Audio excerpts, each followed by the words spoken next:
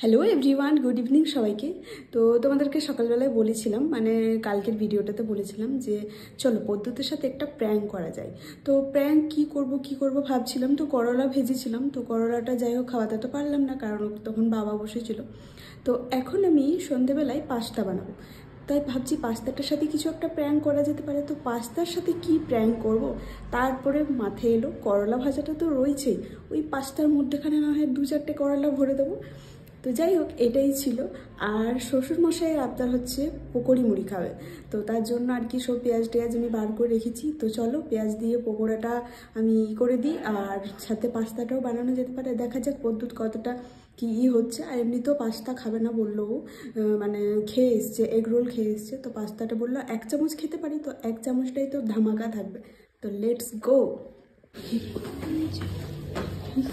Pasta তো খাওয়া নয়, তার থেকেও বেশি যুদ্ধ হচ্ছে এই পেঁয়াজ কাটা নিয়ে।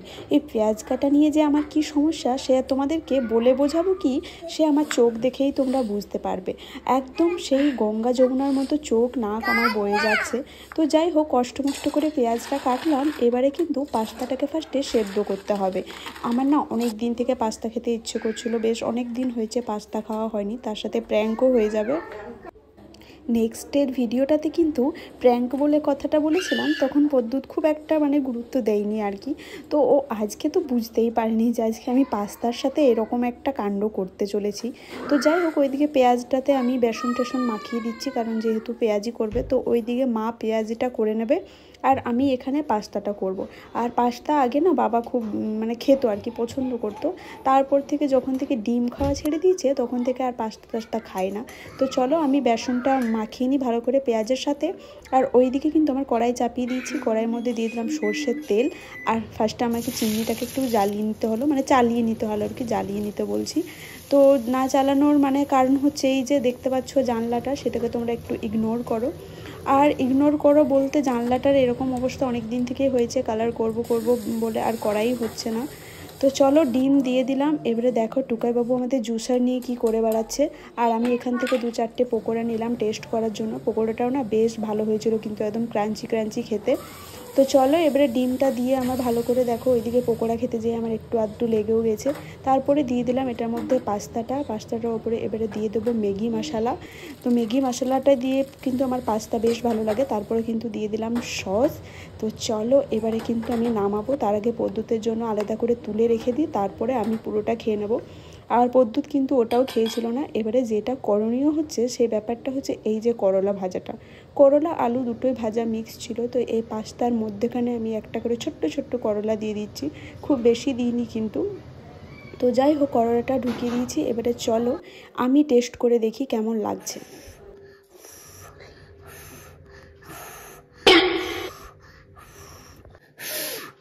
ঠিক আছে।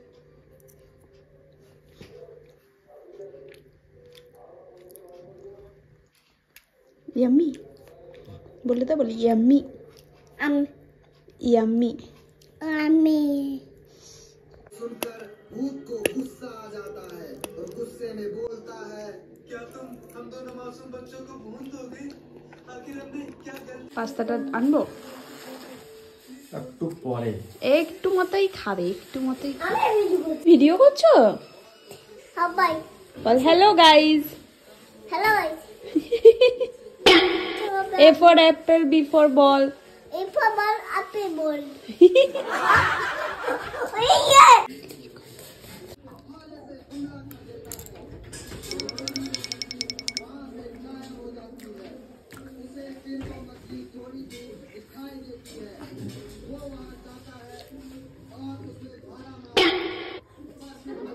কিছু লাগলো না কি?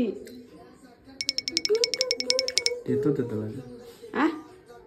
कुछ भी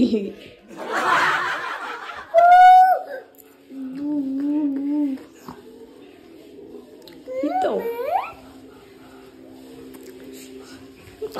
कुछ भी কেমন লাগছে কি?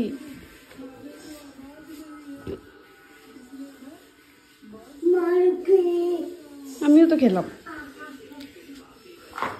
সত্যি কেমন লাগছে? কেমন যেমন তেতো লাগছে। যা ইচ্ছে লাগছে তাই? আমি পাস্তারে খেলাম, টুকাই খেলো, তেতো লাগছে। আর খাবে?